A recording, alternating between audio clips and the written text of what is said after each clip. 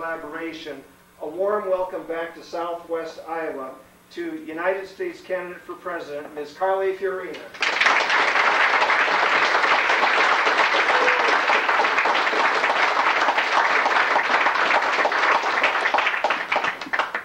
Thank you so much for that very gracious introduction. You know, contrary to some rumors, I'm actually quite soft-spoken, so I'm going to use this microphone to make sure everyone can hear me. Let me begin by thanking again Chris. She made chocolate chip cookies for everybody. She opened her home. And Drew and Max, of course, this is Max. Hello, Max. I miss my dog, Max, so I'm attracted to Max. You know, when I came in, Drew told me, Chris told me too, but Drew said, you know, I don't much care for politics. I'm not really into politics. That's my wife's thing. And, you know, there was a time in my life when I didn't pay much attention to politics either. There was a time in my life when I didn't vote regularly. And then I figured out that politics and politicians and the policies they pursue, for better or for worse, impact everybody's life. Yep. And lately, they've been impacting our lives for the worse. Yep. I also want to thank the people of Iowa, because when I started my campaign on May 4th, I was 17 out of 16. I mean, the polling companies didn't even ask my name. Literally. They didn't even ask my name because while some in the business world knew who I was, less than 4% of Republican voters had ever heard my name. And so I started out with no one knowing who I was. And you may remember I wasn't on the debate stage in August at all. I had to fight my way onto the debate stage in September with a lot of help from many of you. And now I'm on the main stage, and that's right where I'm going to stay.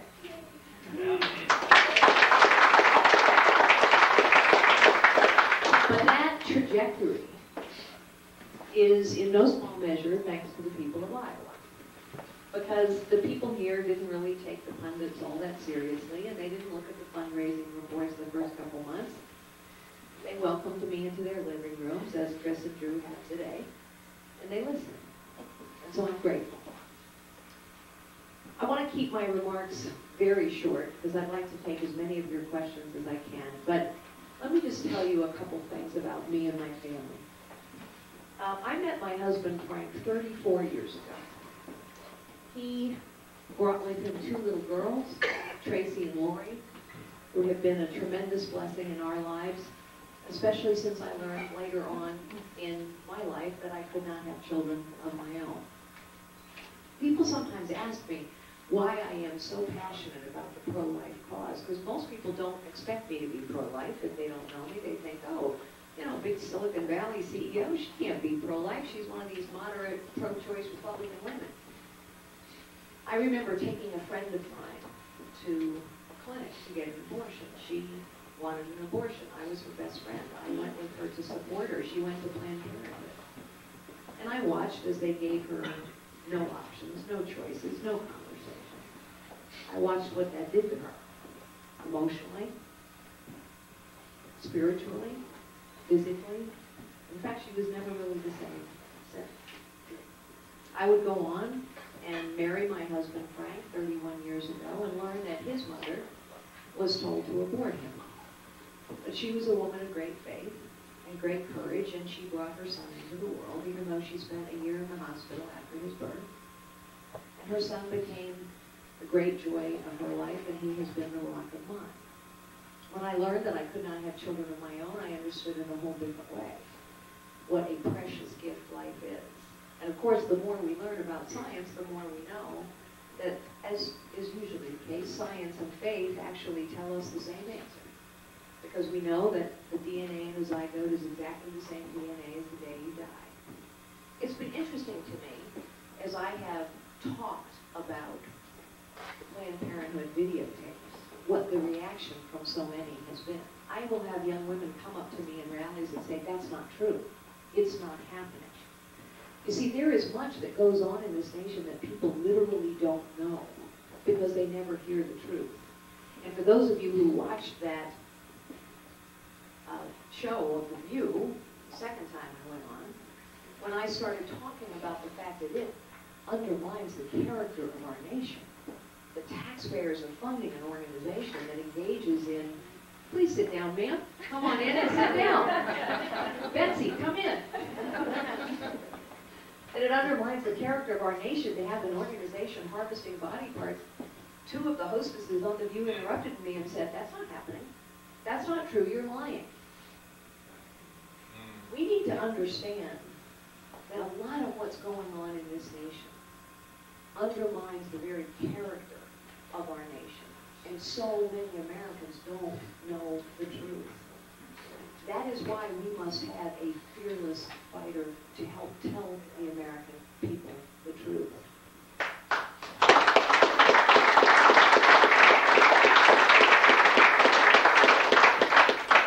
You know, I really respect that you Iowans take your responsibilities extremely seriously, and good for you. And so I know that a lot of you Iowans take your time in making up your decision. I respect that as well. But I also know that in your heart of hearts, you cannot wait to see me debate Hillary Clinton.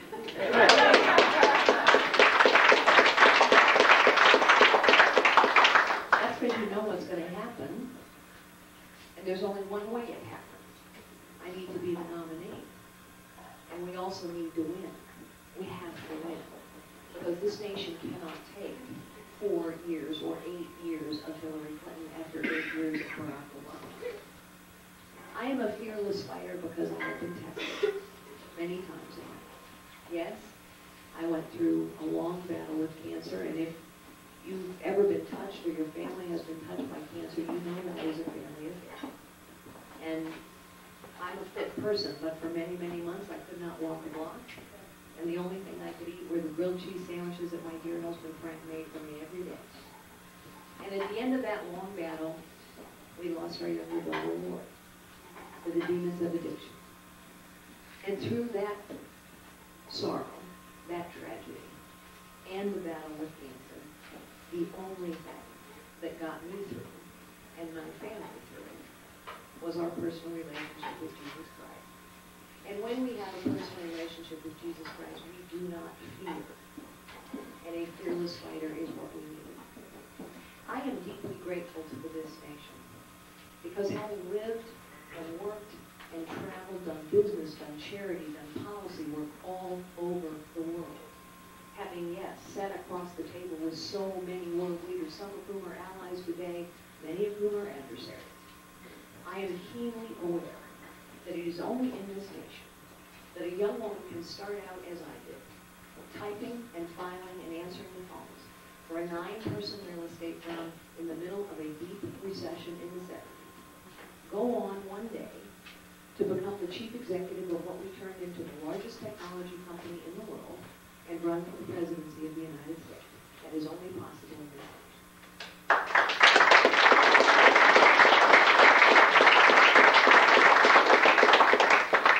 Running for the presidency of the United States because I believe we have reached a pivotal point. We have reached a pivotal point where possibilities for too many Americans are being crushed by a government that is totally out of control. It is vast, it is growing, it is costly, it is complicated, it is powerful, it is inept, and it is corrupt. And I think it has come high time, as citizens, we take our government back.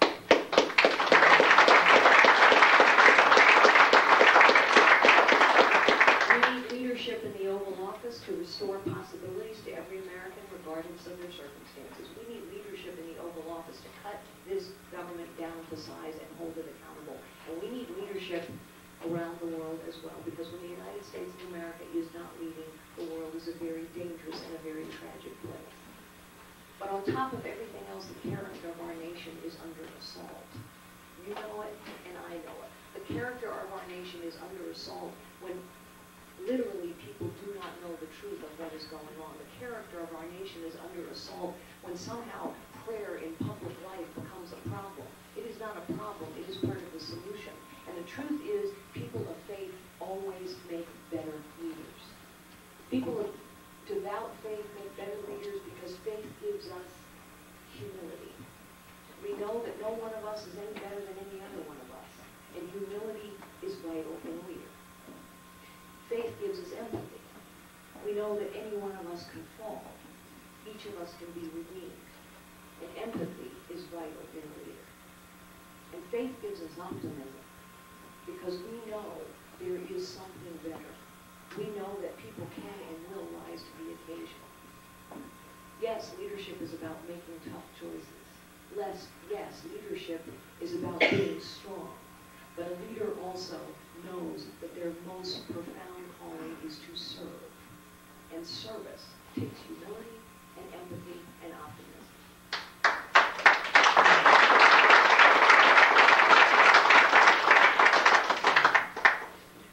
I will close with something one of my heroes once said. Margaret Thatcher, who led her country at a pivotal point, said, "I am not content to manage the decline of a great nation." Ladies and gentlemen, neither am I. And I think we have been managing the decline of this great nation for far too long. 75% of the American people now believe the federal government is corrupt. I agree with them. 80% of the American people now think we have a professional political class of both parties that cares more about its own power, position, privilege, and ambition than on getting anything done. It's one of the reasons nothing really changes. Even when Republicans are in the White House, government keeps getting bigger and bigger. I believe it is time to take our government back. And with your support, and with your prayers, and with your votes, I will lead the resurgence of this great nation. Thank you so very much, ladies and gentlemen.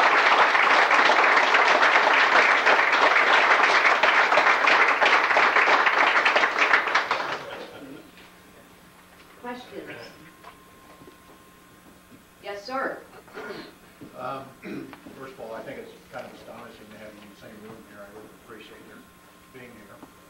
I appreciate you being here. It's about 3 million non-military federal employees, and you've worked for big companies. You know how politics works.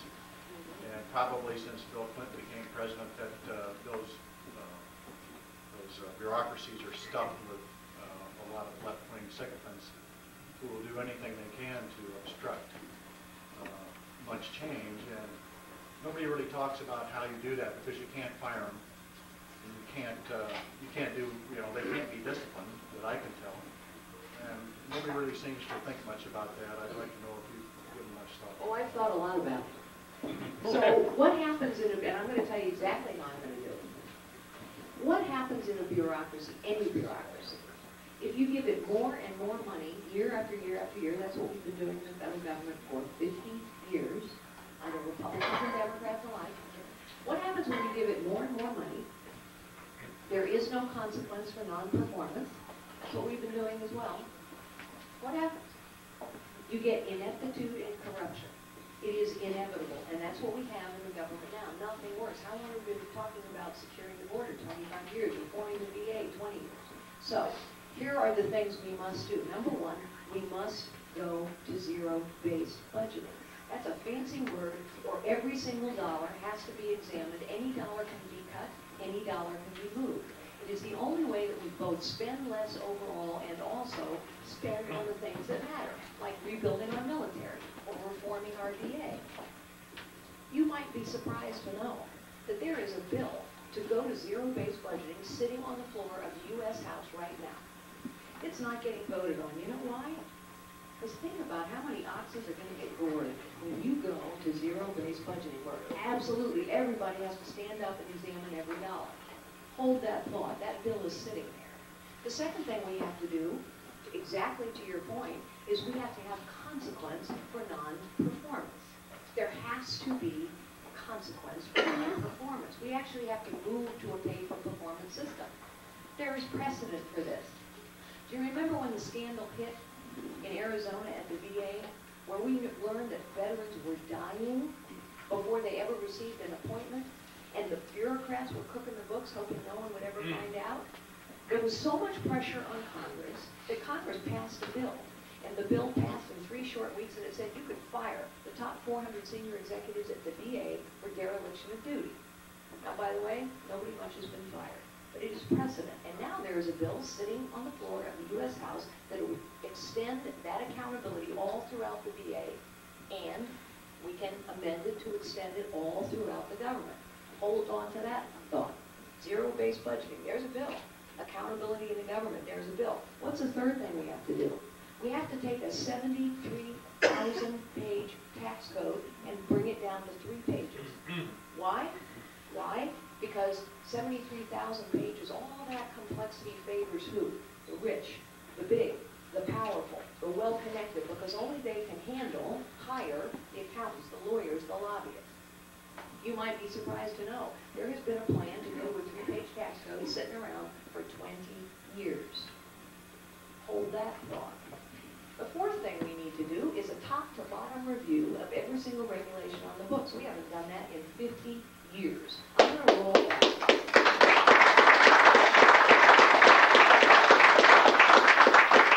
I'm going to roll back every single regulation that Obama has rolled out. They're lawless. We're not a nation of laws anymore, ladies and gentlemen. We have become a nation of rules. And who are these rule makers?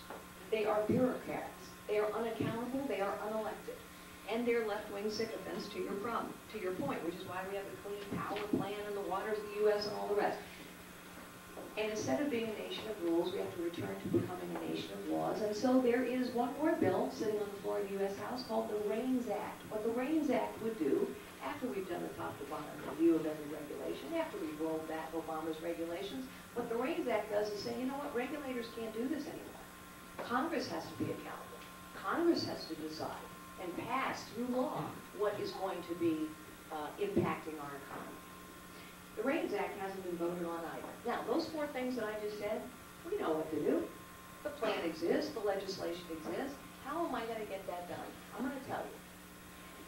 How does anything get done in Washington, D.C.? Pressure. How did the VA bill get passed in 3 short weeks? Pressure. So I'm going to ask every single citizen to please take out your smartphone. I noticed a few flip phones here tonight, folks. You got to upgrade, okay? There are a lot of flip phones in Iowa. You got to upgrade. 15 months warning. Shop carefully. The reason this is important is because I will ask you to take out your smartphones, and every week in the weekly radio address, I'm going to ask you a question. Do you think we should finally pass that bill and go to zero-based budgeting? Press 1 for yes, 2 for no. You're going to press 1 for yes. Do you think we should apply the bill that passed for the VA all throughout government? Press 1 for yes, 2 for no. Do you think we should finally put in place that 3-page tax code plan that's been sitting around for 20 years?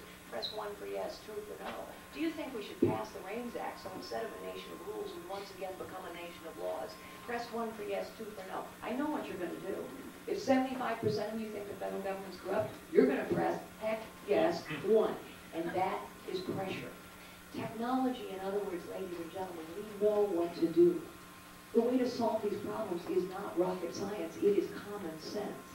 But it will not happen unless we as citizens take our government back. And so I am going to use the tool of technology to engage you in the process of your government, which is where you need to be. Please, when I ask you, press 1 for yes.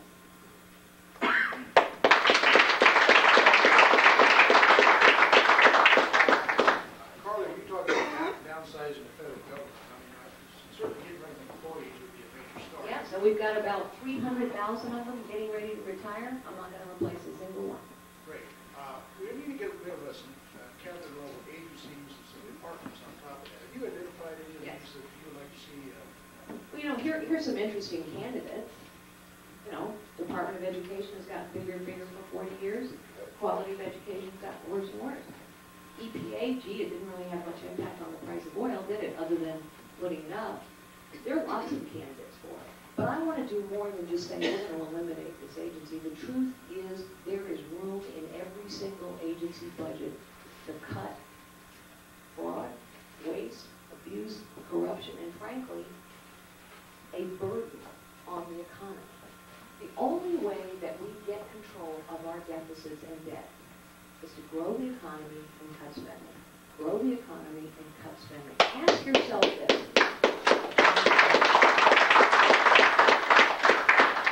Have you ever noticed how every year the federal government spends more money? That has been true for 50 years. The government has spent more money every year, and yet the government never has enough money to do the important thing. You know, people say, well, I mean, we can't afford our military. We don't have enough money. We can't secure a border. We don't have enough money. We can't answer taxpayer questions on tax day. We don't have enough money. The only way we have enough money to to do the important things, secure the homeland, project military power where we need it, care for our veterans, the things that are really important. The only way we have enough money to do what matters and spend less money overall is to know where every single dollar is being spent. Cut any dollar, move any dollar. So, yes, there are agencies, for example, if we went today, let me just give you a shocking fact, why prioritization of our spending is so important and we can't do it in the current budget system.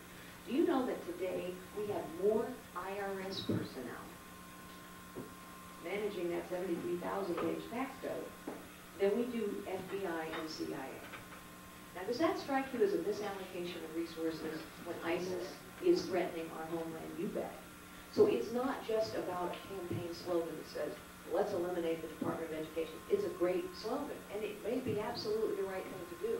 It's about doing the systemic, heavy lifting work to make sure we don't get ourselves into this situation again and again and again.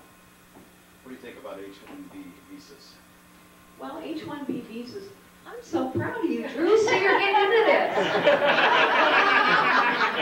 I'm a software engineer. You're a software engineer, okay. I hope you don't mind me picking on you. It's okay. Okay. They steal our jobs. I know they do. Absolutely right. Look, H-1B visas are part of an overall immigration problem. With all due respect to Donald Trump, how long have we been talking about immigration? 25 years. We have been talking about it for 25 years. Every election cycle. 2016, 2012, 2008, 2004. We talk about what? Oh, our border's not secure. And then we talk about, gee, our legal immigration system is all messed up. Our legal immigration system is half the problem. We let the wrong people in. We send the wrong people home. We don't have an employer verification system that works. We need a pro-American immigration strategy. And that means that we think about our own interests first. If we don't fix the legal immigration system, which includes H-1B visas, I mean, think about this, think about what goes on. Drew knows, every year, without fixing the legal immigration system, we never fixed it. Without securing the border, we haven't done that adequately. Every year, a bunch of CEOs, I was with them, a bunch of CEOs go to Capitol Hill and lobby to get a greater number of H-1B visas. And we know that there are companies that abuse these visas, that basically, you know, I've read these horror stories, they appear to be true, of companies that say, okay, Drew, you make this much money, we'd like you to train your replacement, who we're going to bring in for less. That's not a pro-American immigration strategy. That's been going on, folks, for decades. And no matter how much the politicians talk, they have never fixed it. Because you know what? I mean, no disrespect.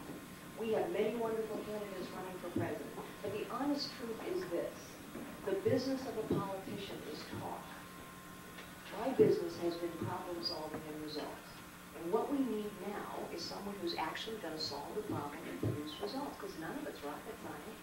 To secure a border, we need money, manpower, and technology. But mostly, apparently, we need political willpower and leadership that understands how to translate a goal into a result. Yes, ma'am, you are unfortunately the last question, I think, right? Yes. We talk about reduced spending. What about all the perks and benefits that the politicians get Yeah. that none of us see? Yeah. And they should abide by the same laws, Yeah. and rules, and regulations that we do. Yeah, and by the way, you hear a lot of politicians talking about that this campaign season? You don't see many of them bringing it up because you see they let it go on. Yes, you're right. Politicians don't have to live with the consequences of the laws they pass. That's true with Obamacare. Is that fair? No, it's not fair. Here's the thing. Among many reasons, the reason it's so critically important that we take our government back is because this level of complexity, of ineptitude, of corruption favors who? It always favors the big, the powerful, the wealthy, the well-connected. It always harms the small, whether it's the small business or the power-left. Government is helping to pick winners and losers. The rich are getting richer, How much money have we spent trying to solve poverty? Trillions of dollars, and yet we have more people living in poverty than ever before. We have middle-class wages that haven't moved in 40 years. We have more people out of work and more people who have given up looking for work because the system doesn't favor any of them. Harry Reid was a pauper when he went into the political arena. He's now a multi-millionaire. That's right. And that's a story that happens over and over and over and over again. Citizens, we have to take our government back. Let me just say one last thing, because it didn't come up, but these are perilous times as well. These are pivotal times. If we don't take our government back and restore possibilities and cut through all this complexity, we may not have a chance 4 years from now or 8 years from now, which is why we have to win and we have to pick a nominee to not only win the job, but who can do the job. But we also have to lead in the world. Because when we do not lead in the world is a very dangerous and tragic place. No, President Obama, no, Mrs. Clinton, climate change is not our most pressing near-term national security threat. Our most pressing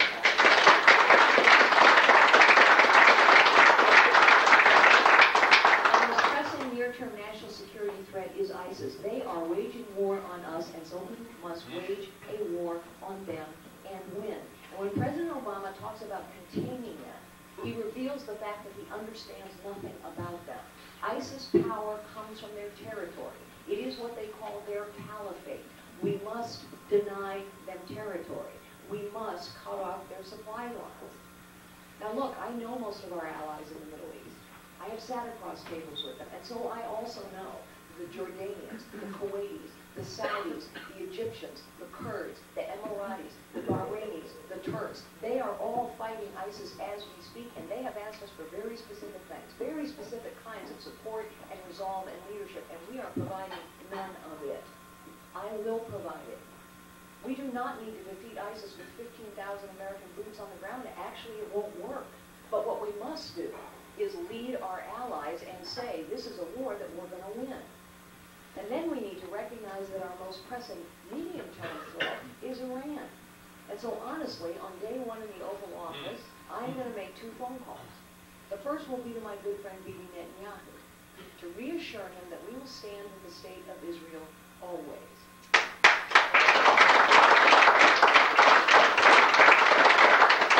The reason that phone call is so important is not just because we have a special relationship and a moral obligation to the state of Israel. It is because every ally we have, even those who disagree with Israel, are watching how we treat Israel, and they are concluding, boy, my friendship with the U.S. doesn't mean very much. The second phone call I'm going to make is to the Supreme Leader of Iran. Now, realistically, he might not take my phone call, but he will get my message. And the message is this: New deal. New deal with a new president. Until and unless you open every military and every nuclear facility to real anytime, anywhere inspections by our people, not yours, we, the United States of America, will make it as difficult as possible for you to move money around the global financial system. We can do that. We don't need anyone's permission or collaboration to do it, and we must do it. We must cut off the money flow, because the money is being used to fund military buildups, nuclear buildups, fund terrorist organizations. And if we simply step back and say, oh, Russia, you handle ISIS, then every single ally in that region will say, Iran and Russia, who have an unholy alliance, become the leaders in that region. That is not good for the United States of America, and that is not good for our allies. And with those 2 phone calls, a message will go loud and clear around the world. The United States of America is back in the leadership business where we belong. It's okay, I'm going to pray.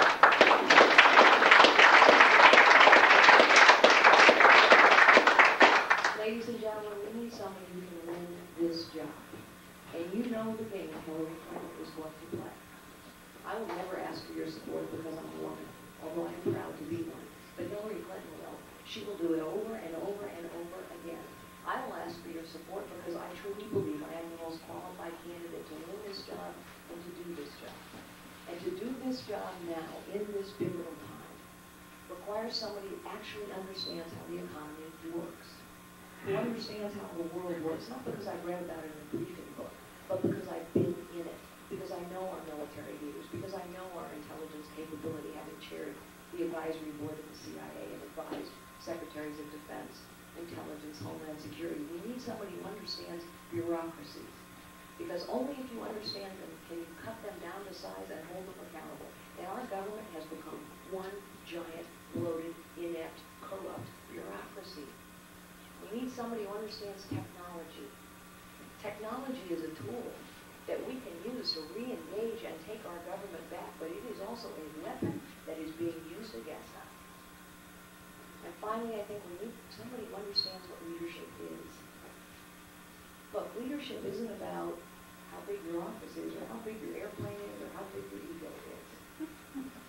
Leadership is about service. Leadership is about making tough calls. Leadership is about challenging the status quo, and most importantly of all, a leader knows their highest call is to unlock potential in others. And now we need a leader.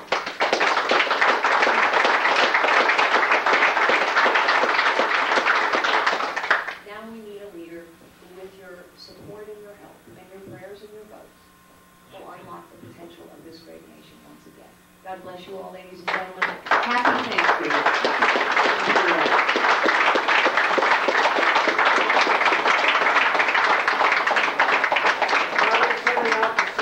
We ask the Lord's blessings on Carly for safe travels and for personal safety throughout the duration of the campaign. Godspeed. Thank you again, Carly Fiorina.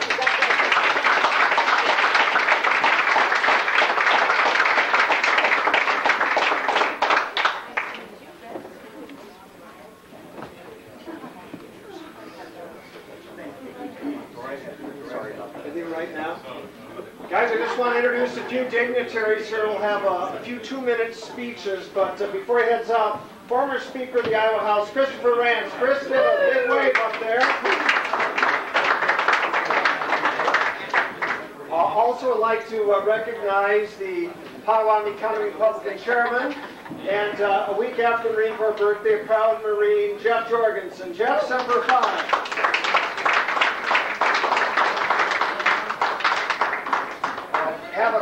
Have a couple other folks here. Dr. Carl Heinrich is here this evening, folks, on the State Gaming Commission. Dr. Heinrich, former president of Iowa Western Community College.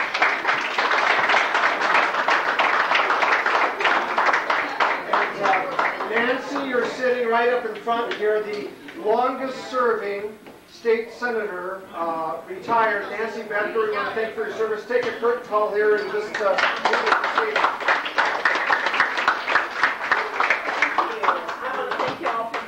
Here tonight. This organization does amazing work. When I was first elected back in '94, it was working so hard to make a difference, and yet there were so many liberals out there in power, but they have really rallied the troops of those of us that are solid Christian conservatives and do amazing work. So I want to thank Steve Scheffler. I don't know, he's probably out the door, but he's key in hardship when his health was terrible. He still continued to work and worked tirelessly for this. There's Marianne. So anyway, it was a pleasure and a privilege to represent this part. I actually represented, I think this was part of my district for a while, and when I was first elected, the people of Iowa, and Western Iowa in particular, are amazing. Just wonderful people. And to be here tonight with Carly, I'm telling you, I would love to see her debate Hillary. I